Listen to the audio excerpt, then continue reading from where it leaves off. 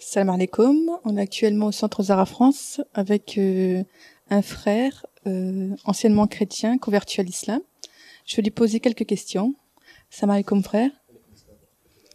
J'aimerais connaître votre parcours vers l'islam. Comment vous avez connu l'islam? Merci.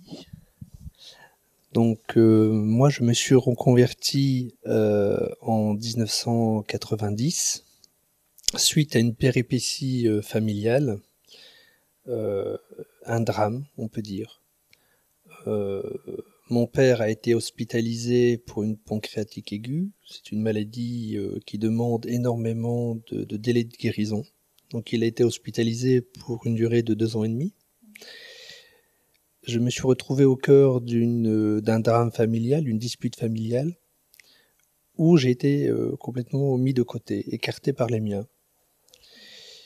À cette époque, je suivais des rencontres pour devenir prêtre, avec Jean Leclerc, qui faisait partie du diocèse de Douai, des réunions de vocation pour devenir prêtre ouvrier. Là également, à cette époque, dans ma vie de catholique, j'ai rencontré un drame, puisque notre prêtre a été rappelé ailleurs, a dû quitter notre ville pour des raisons un petit peu floues. On parlait de racisme à l'époque. J'étais également membre de la GOC, Jeunesse ouvrière chrétienne, et on luttait activement pour le dialogue entre jeunes musulmans et jeunes chrétiens. Jean-Claude Hainaut est parti, et je me suis retrouvé seul, avec un père hospitalisé, avec une église que je pensais à l'époque m'avait un peu trahi, et avec une famille qui me soutenait pas. Et je me suis tourné, comme un adolescent un peu perdu, vers, on peut dire, les bêtises de la vie, vers les mauvaises actions. Je me suis petit à petit détourné de Dieu.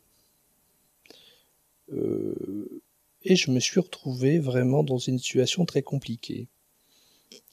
Heureusement, grâce à Dieu, un ami qui était d'origine marocaine est venu frapper à ma porte. C'était un ami de lycée qui savait que je voulais devenir prêtre, qui me dit « Oh, toi le chrétien qui voulait devenir prêtre, tu fais dans la turpitude, tu fais dans la bêtise. C'est quand même assez incroyable de ta part. Je ne pensais pas que tu pouvais faire des bêtises comme ça. Lis ce livre. Je te confie ce livre, lis ce livre, et si tu veux poursuivre dans la mécréance, bah tu suis. Sinon, tu vas t'arrêter. Et tu vas retrouver le chemin de Dieu. » Ce livre était assez épais.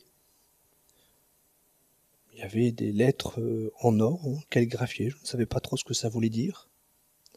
Je suis rentré chez moi, j'ai ouvert le livre, et c'était le Coran. Je me suis endormi sur le livre, en pleine lecture, fatigué, lassé de la vie, lassé de ces gifles que je venais de recevoir, de la dureté des événements. Et pendant cette nuit, je ne sais pas ce qui s'est passé. J'étais appelé, et quand je me suis réveillé, je n'avais qu'une seule idée. C'était de dire « Il n'y a de Dieu que Dieu ». Et le personnage qu'on parle dans le livre, donc dans le Coran, est véritablement le messager de Dieu. Je me suis dit « C'est pas possible, tu es chrétien, ça ne peut pas être possible ce message ». Et mon cœur s'emballait en disant « Il n'y a de Dieu que Dieu ». Et la personne qui est dans le livre est vraiment le messager de Dieu.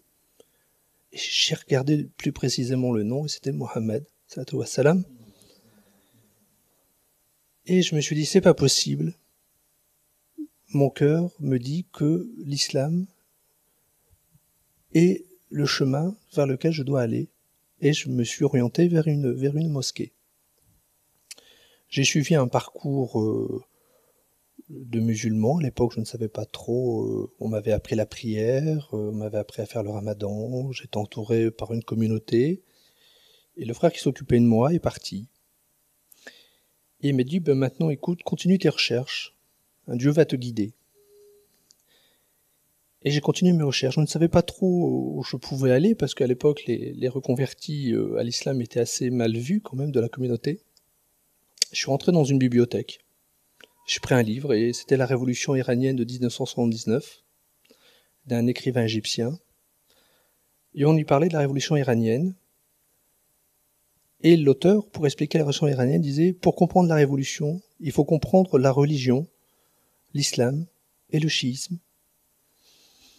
Et pour comprendre le chiisme, il faut comprendre ce qui est les personnages d'Ahlul Bayt, les imams d'Ahlul Bayt. » Et moi, je ne connaissais pas. Je ne savais pas. On m'avait pas dit. On m'avait pas formé.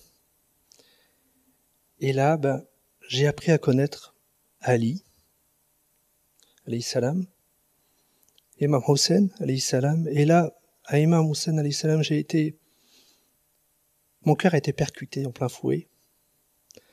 Parce qu'on y parlait d'un sacrifice pour Dieu, pour l'islam. On y parlait d'un enfant qui avait été frappé d'une flèche à la gorge, d'un sacrifice de 10 jours dans le désert, assoiffé, pour Dieu, pour la vérité du message divin. Et là, je me suis mis à pleurer sans savoir trop pourquoi. C'était une réaction que je ne pouvais expliquer. Mes larmes coulaient. Mon cœur était pris de chagrin, de peine. Mon âme pleurait sans vraiment que je comprenne pourquoi. Mais à mon avis, dès ce moment-là, j'avais véritablement trouvé le chemin de l'islam, de son prophète et de ses imams bénis d'Ahlul Bayt.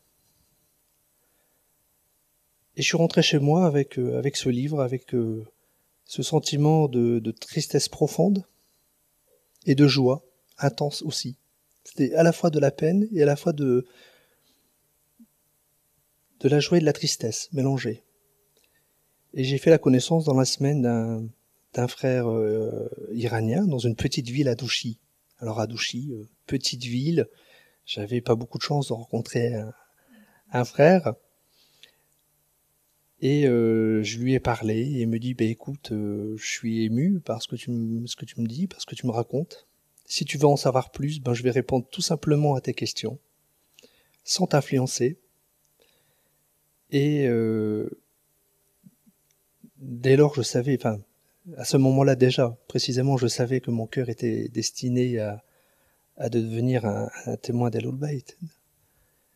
Et grâce à ce frère, j'ai poursuivi mon chemin d'études, de recherche.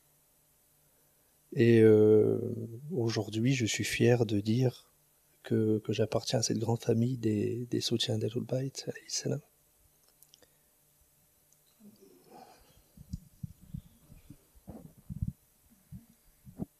Ma deuxième question serait comment vous avez connu le Centre Zahra France? Alors le Centre Zahra, ça a été là aussi une agréable surprise. Et on parle de destinée, mais la destinée est dans la main de Dieu. Et là aussi, Dieu m'a réservé la troisième grande surprise de ma vie. La première étant de m'avoir reconverti à l'islam, la deuxième de m'avoir fait rencontrer la vraie voie de l'islam, et la troisième de m'avoir fait rencontrer le Centre Zahra. C'est un ami iranien, encore une fois, Abolfaz Beheshti, qui était étudiant, qui enseignait ici les mathématiques et qui connaissait le Centre Zahra, du moins de réputation.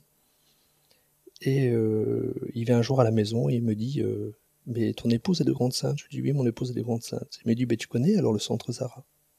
Je dis non, je connais pas le Centre Zahra. Puis il me dit tu as des frères là-bas? Je dis j'ai des frères là-bas.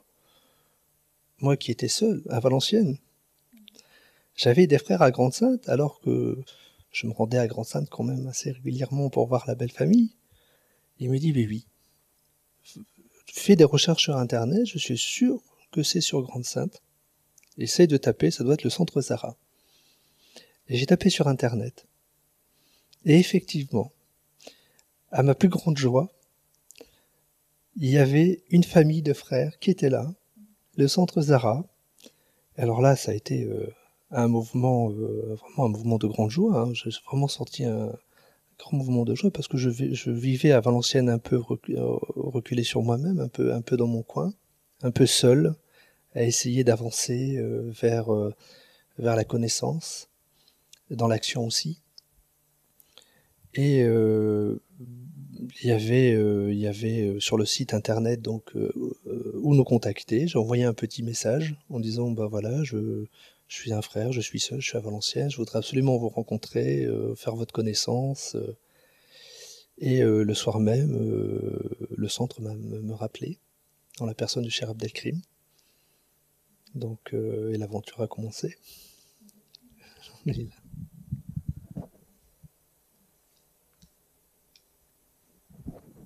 Alors, ma troisième question, j'aimerais connaître votre rêve dans la servitude de Dieu, c'est-à-dire qu'est-ce que vous faites, vos actions pour servir Dieu, et par extension vos actions avec le Centre Zahra France.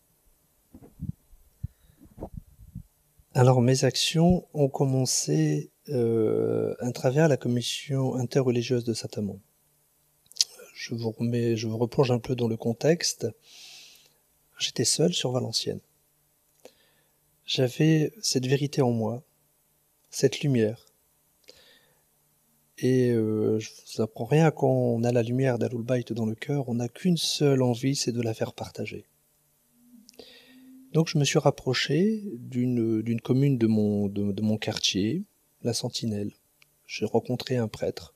Je lui dis voilà, je voudrais... est-ce qu'il y a un réseau interreligieux dans le secteur? Il me dit oui, à Saint-Amand. Si tu veux, je t'y invite. Je lui dis d'accord.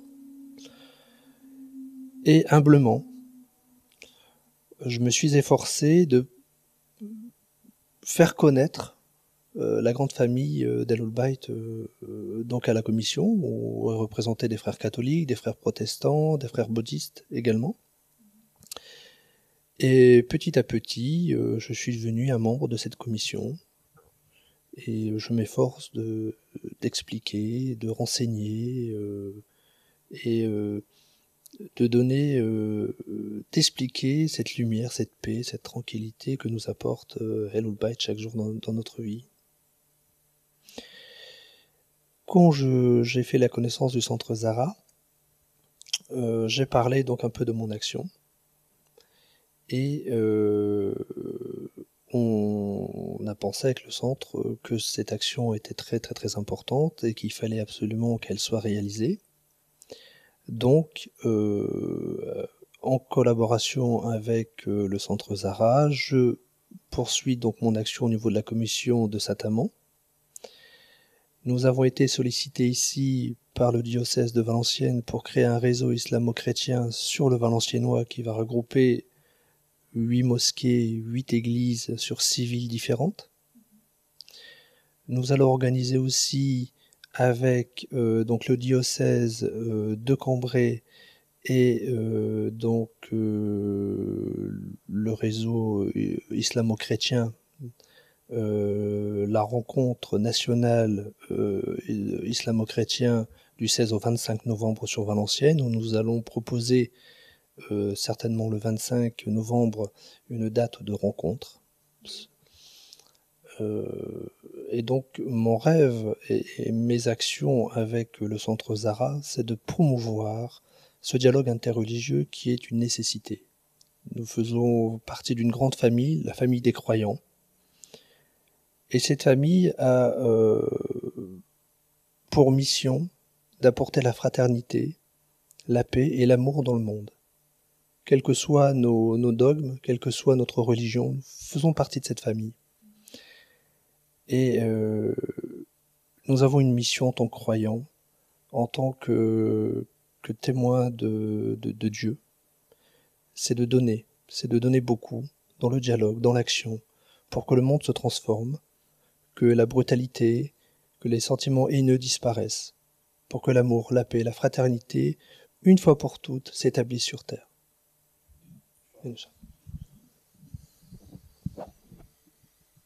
Alhamdulillah Rabbil Alamin, sur ces belles phrases. Je vous dis salam alaikum et alhamdulillah de nous avoir, Seigneur, étendu encore notre grande famille pour le Centre Zahra France. Salam alaikum.